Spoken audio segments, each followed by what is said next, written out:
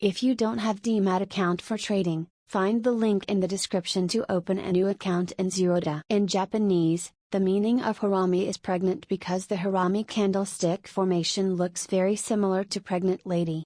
The Harami pattern is considered as a reversal and continuation pattern, and it consists of two candlesticks. The first candle is the large candle, it is called the mother candle, followed by a smaller candle which is called the baby. The Harami candle tells us that the market is in an indecision period. In other words, the market is consolidating. When this candlestick pattern happens during an uptrend or downtrend, it is interpreted as a continuation pattern which gives a good opportunity to join the trend.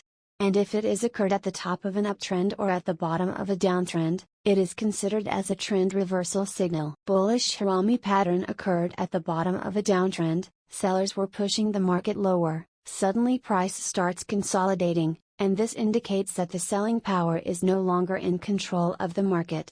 The bearish Harami is the opposite of the bullish. This one occurred at the top of an uptrend indicating that buyer's domination is over and the beginning of a downtrend is possible.